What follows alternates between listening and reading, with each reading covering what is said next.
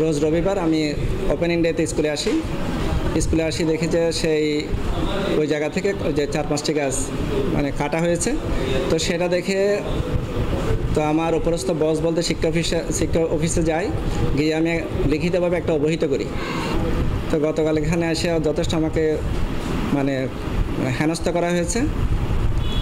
এমনকি আগেও বলেছে আপনাকে যে এত দ্বারা মামলা দিব, মারা গেছে আসামি দিব, এখান থেকে তুলে ইত্যাদি। তো আসলে আমি খুব বেশি প্রাণনাশের হুমকিতে আছি।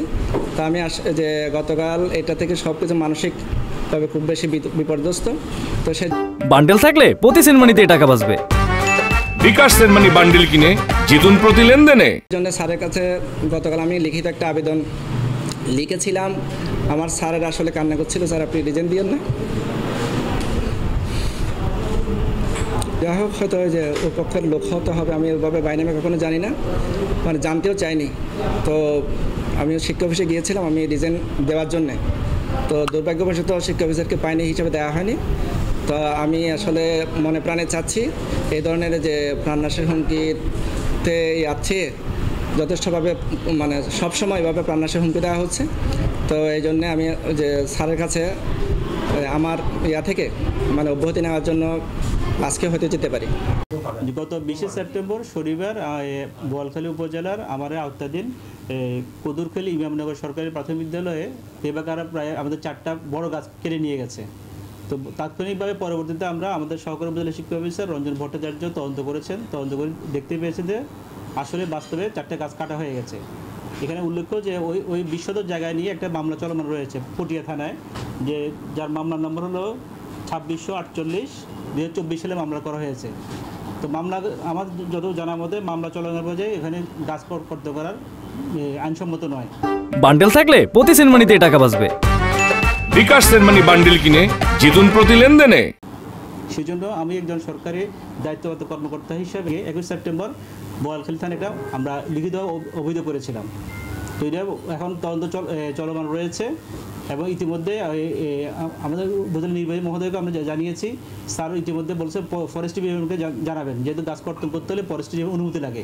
সরকার নিয়ে বলছে যে কোনো গাছ সরকারি বা পাবলিক জায়গা, যেহেতু আমাদের পরিবেশ রক্ষা করতে হবে, গাছ কাটতে হলে পরিবেশ মন্ত্রণালয় এবং বন বিভাগের অনুমতির প্রয়োজন হয়, সে যে ধরনের গাছ হোক। আর সরকারি গাছ তো অবশ্যই কাটতে করার সুযোগে নেই না। আসলে একজন ব্যক্তি আমাকে ফোন করে একটা দলের পরিচয় দিয়েছে। ইতিমধ্যে আমি মোবাইল ফোনে খবর নিয়েছি, আসলে ও কোনো দলীয়ভাবে অনেক বড় কেউ নয় আর কি। এটা হয়তো ব্যক্তি স্বার্থ রক্ষা করার জন্য হয়তো দলীয় পরিচয় দিচ্ছে আর কি।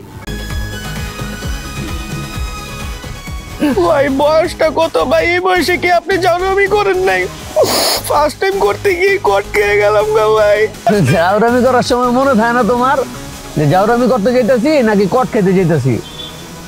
হায় ভাই, আপনি কি একটা কথা বলছেন ভাই, আমার জীবনের একটা বিশাল লার্নিং ভাই, এটা উপদেশ হিসেবে নিলাম ভাই। তাই চাইলাতে নামতে জায়গা তাহলে শোনো ভাইয়া, তোমার একটা কথা কই, সব কার্ডই তোমার এনজয়ের জায়গা লয়ে যাবো না, কিছু কিছু কার্ড এমন মাইন্ডটা চিপা লয়ে যাবো। আরে টের পাইতে দিব ভাই, কি হইলো আমার লোকে? এই কি পাইলাম আমাকে দুইটা মোবাইল, আর মোবাইলে কত টাকা? 6000। এদিকে পুষবো রামগো?